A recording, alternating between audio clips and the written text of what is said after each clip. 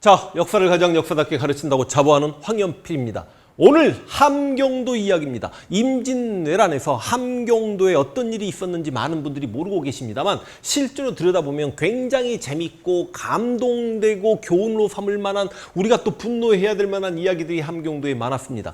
여러분, 조선 지도 8도를 보시면 8도 중에 가장 영토가 넓은 곳이 함경도입니다. 확대시켜 놓으니까 꼭 하나의 나라 같지 않습니까? 그리고 조선이라는 나라에서 가장 차별받았던 지역이 함경도이기도 합니다.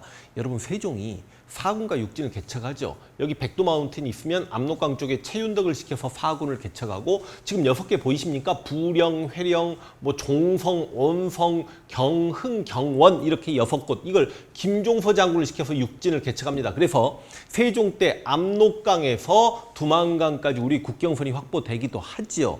그런데 기본적으로 이제 세종 입장에서는 이 사군과 육진에 우리 땅이 되려면 우리나라 사람이 살아야 우리 땅이 되니까 삼남지방, 전라도, 충청도, 경상도 인구가 가장 많잖아요. 그 지역 사람들을 이주시킵니다. 근데 어떤 사람들을 이주시키냐면, 과거에 계속 떨어지는 사람들에게 너 관직자리 줄 테니까 북쪽에 올라가 볼래? 소장농에게 너 땅 줄 테니까 올라가 볼래? 노비들에게 너 면천시켜 줄 테니까 올라가 볼래? 감옥에 갇혀있는 죄수들에게 너 자유인으로 풀어줄 테니까 올라가 볼래? 이런 식으로 올려보내다 보니까 당시 조선 사람들의 인식 속에는 이 지역에 사는 사람들은 뿌리가 별로 좋지 않다, 범죄인의 후손이고 천민의 후손이고, 이런 인식이 많았답니다.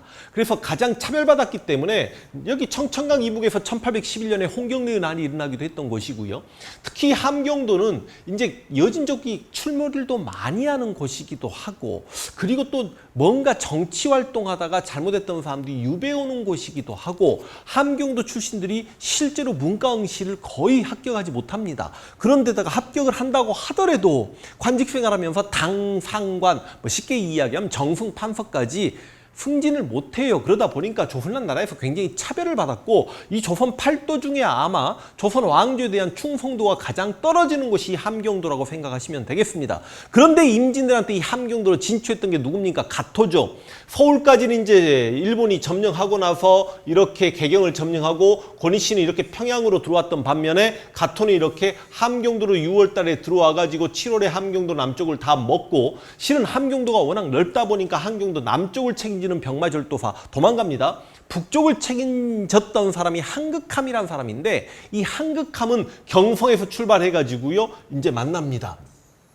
가토랑 싸워야 될 거 아닙니까? 근데 여러분, 이 한극함이 육진에 있는 기마병력을 끌고 지금 내려오고 있는데, 이건 조선의 최고 정예병력입니다. 맞죠?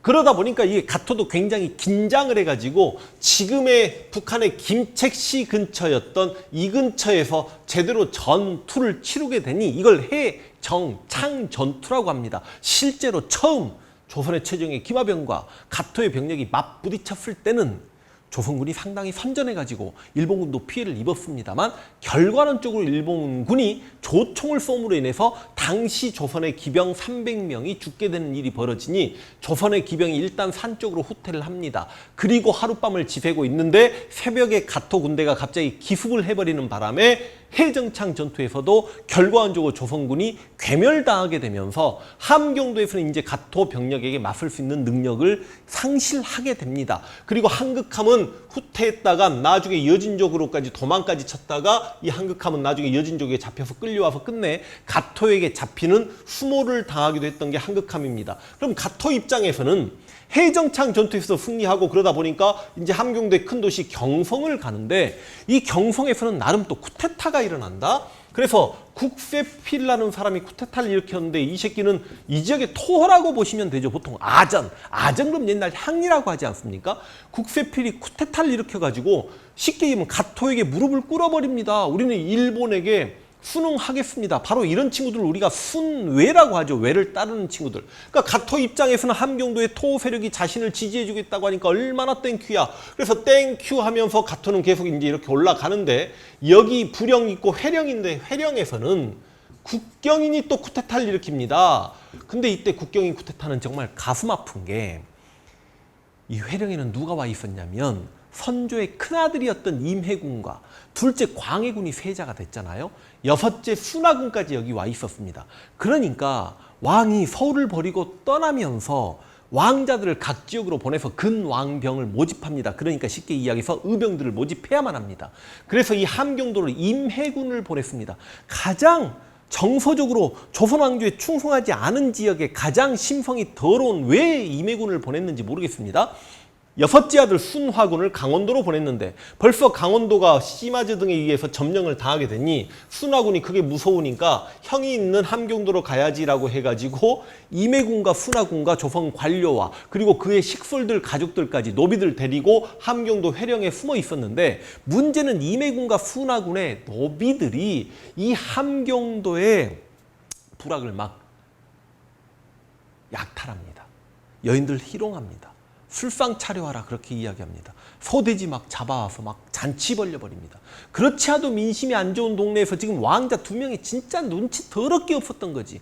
그런데 지금 이렇게 가토에 군대가 올라온다고 하니까 회령에 있었던 임해군과 순화군이 더 북쪽으로 도망가려고 했는데 국경인이 쿠데타를 일으켜서 여기 회령을 접수하면서 순화군과 임해군을 잡고 창고에 쳐넣어놓고 밧줄을 묶어놓고 가토에게 바쳐버리죠.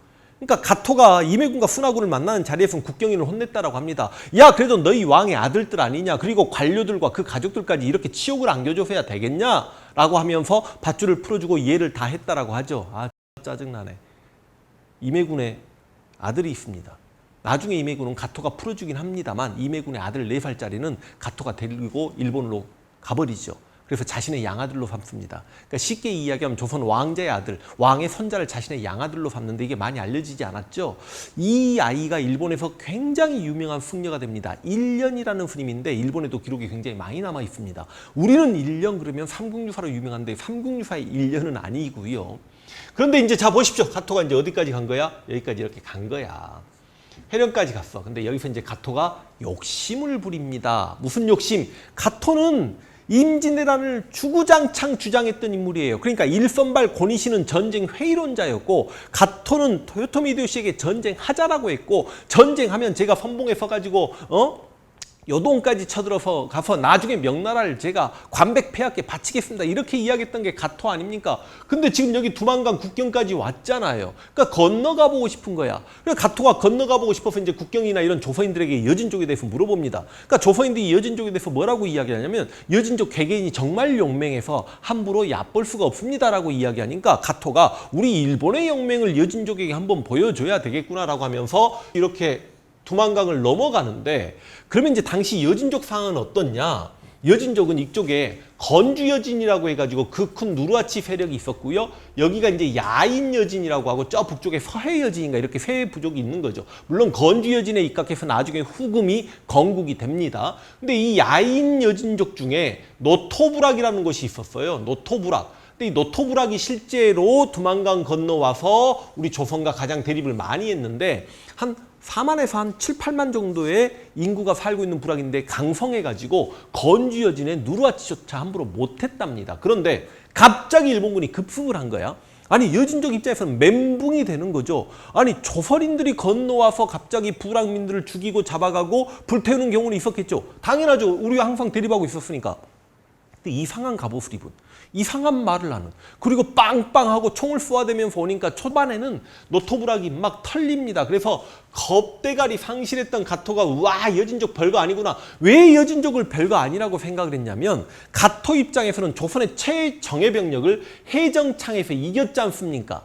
그런데 막말로 이 조선의 최정예 기병에게 눌려 살고 있는 여진족이면 우리 일본군이 당연히 가서 밟을 수 있을 거라고 생각을 했어. 그런데 이제 노토부락이 일본군이 깊숙이 들어오니까 뒤로 쭉 후진했다가 일본군을 포위합니다. 포위해서 기마전을 전개해서 일본군을 덮치는데 이때 진짜 가토 간신히 살아나왔다고 보시면 돼요.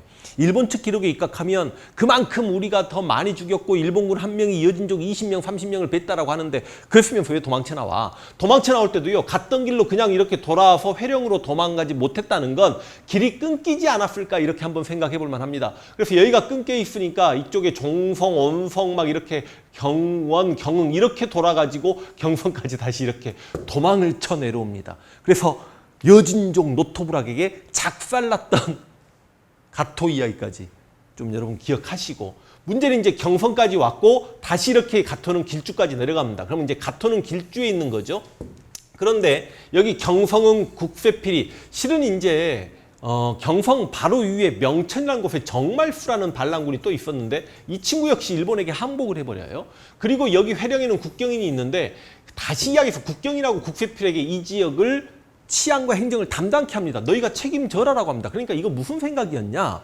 아마 가토 입장에서는 여진족이 침략이 오더라도 일단 조선인들이 총알바지 되게 해야 되겠다라는 생각을 하면서 자신은 길주에 머무르려고 했나 봅니다. 그래서 어찌됐든 간에 이 상황까지 보면 함경도는 완전히 가토에게 점령당했습니다. 그런데 이제 이 함경도에서 함경도 최고의 영웅, 진짜 의병장, 오부 의병장, 정문부 장군이 거병을 하게 되니 가토 이제 조금만 기다려. 너희들도 조금만 기다려. 정문부가 싹쓸이합니다. 그 이야기를 다음 시간에 하겠습니다.